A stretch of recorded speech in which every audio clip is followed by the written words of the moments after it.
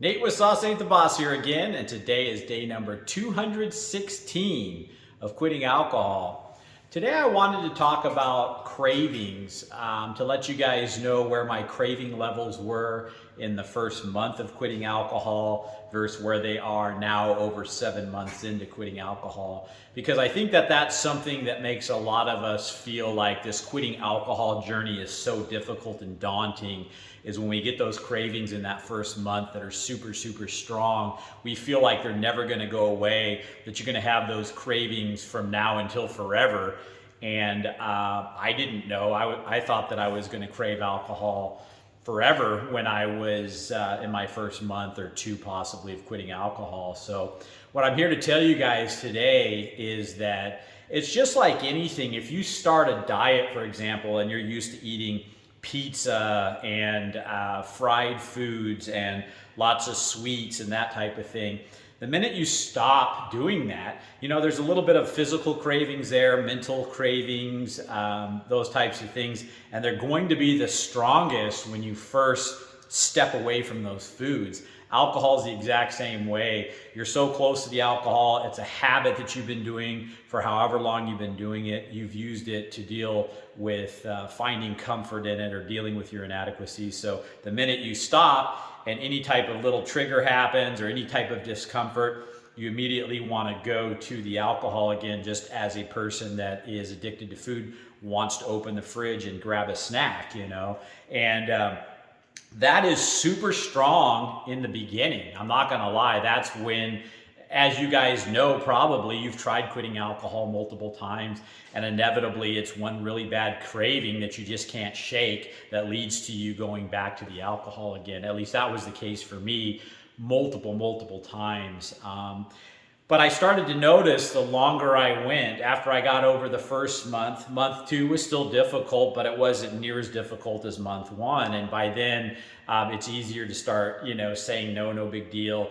By 3 months in, it was something kind of really changed at 3 months in, where it was like you start to really get a good solid grasp on realizing you don't need alcohol. And every month from there gets easier. Then 6 months, it was kind of like you really get to a place where all these great things in your life are happening. You start feeling better, looking better. And 6 months is long enough time to really distance yourself a good amount from alcohol, to where there's some days that go by that you don't even think about alcohol, or when a craving does pop up, it's just no big deal, because you have such a positive momentum 6 months in, after you've given it that long, that it just gets that much easier. And so here I am over 7 months in, and there's days now where I don't think about alcohol. There's days that I do, and when I do, it's just oh yeah, I used to do that, and you feel just a slight little twinge. And I think it's no different than a person that has been on a diet or eating healthy for 6 or 7 months, and then maybe somebody at home is baking some cupcakes, and you go, oh man, a cupcake smells good, but you go, I'm not going there, because I'm so far along on this fitness and health journey now that the little temporary blip of enjoyment I'm going to get out of this cupcake is not worth all the hard work and effort and positive momentum and direction and feel good that I have in my life now to stick a cupcake in my mouth, and it's the same with alcohol.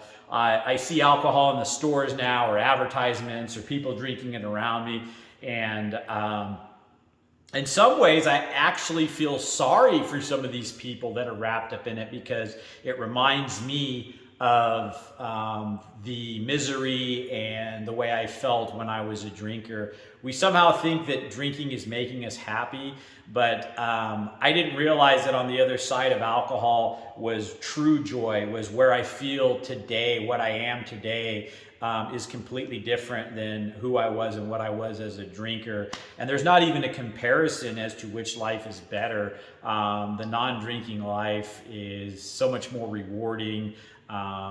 Just like I've said so many times, every aspect of my life has gotten better now.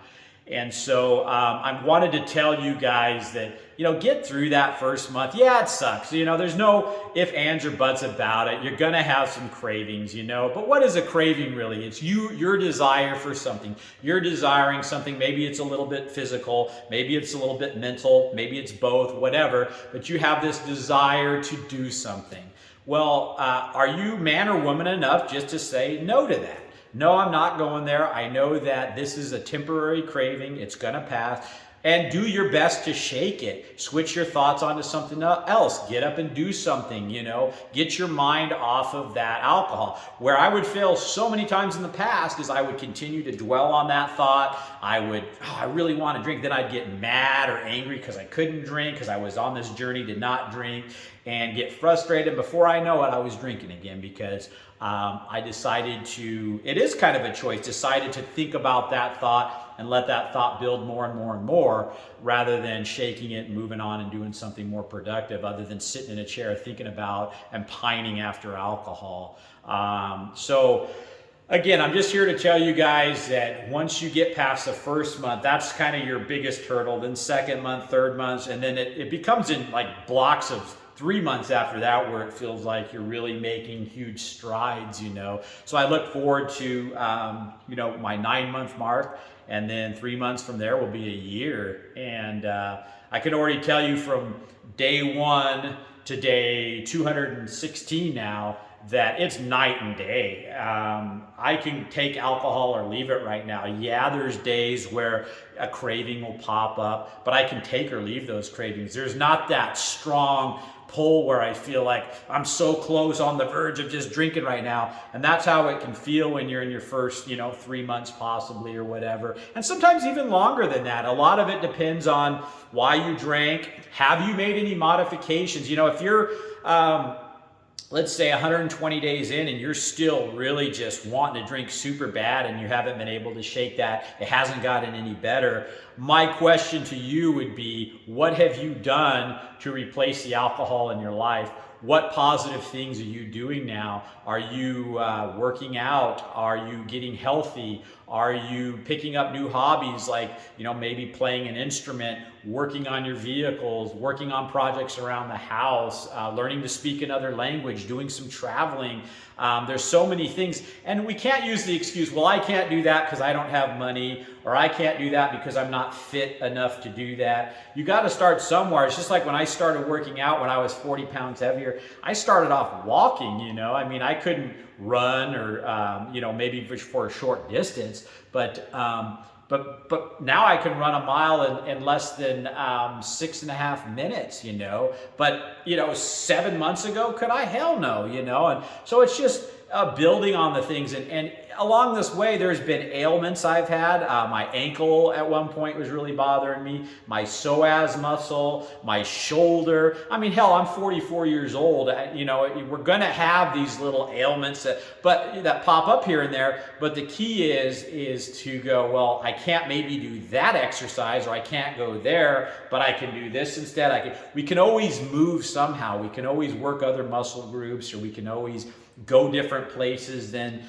maybe on certain hikes I can't do, or certain ski runs I can't go down, but I can do these based off of our physical level. And by doing the easier ones and allowing things to heal sometimes and build strengths, pretty soon you're back to where you used to be, So just build that life I've been talking about after you put the alcohol down, to get to a place where you're helping yourself not have those intense cravings anymore, because like I say, you've got so many other positive things replacing alcohol now, that you don't think about alcohol as much, you don't crave it as much. Again, so if you're 6 months in and you're still just every day craving it, I would take a look at what are you doing that, or what are you not doing that you should be, to allow you to not have those strong cravings anymore. And I'm going to say we're all going to probably have those little triggers and cravings, once in a while, maybe for the rest of our lives, maybe not. I don't know. And I don't really care at this point, because when a craving does happen, it's so easy to just let it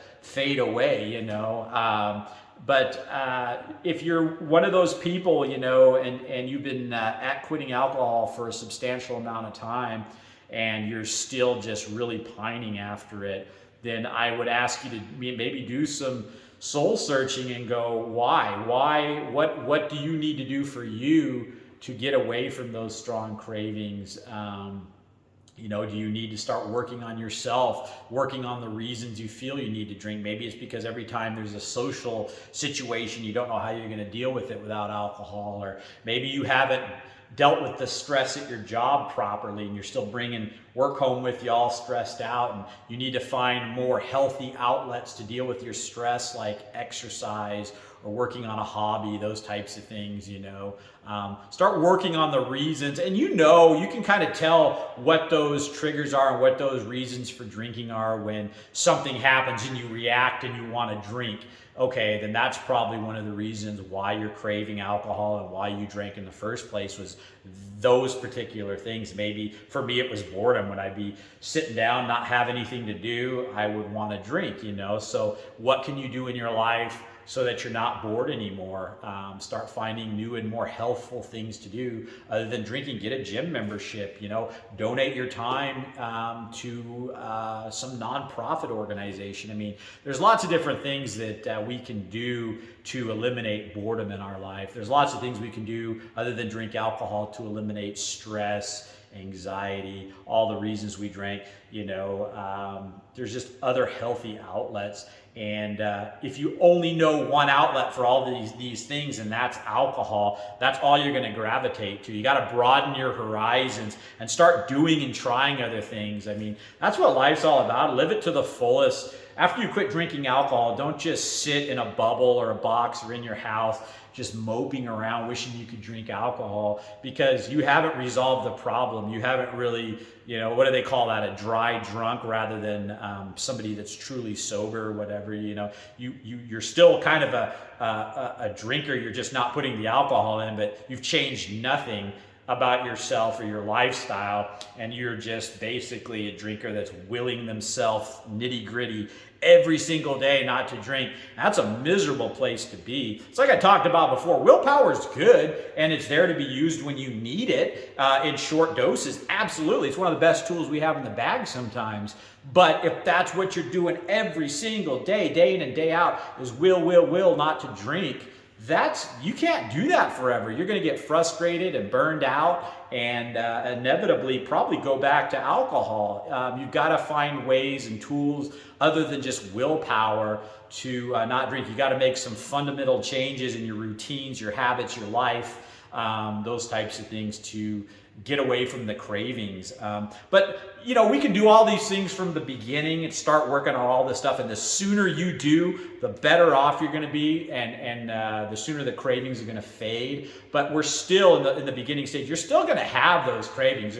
I don't think there's a whole lot you can do in the beginning, first month or two, where you're just fresh stepping away from alcohol. You just have to know those are going to be there, and just also know that those just take time to get past, as long as you are doing what I'm saying, which is working on more productive things in your life other than drinking alcohol. So I'm just here to tell you guys, 7 months in, the cravings are just super few and far between now, and it gets better. So hang in there, realize that it gets better, start making those positive changes in your life that I'm talking about, and you'll go the distance, guys.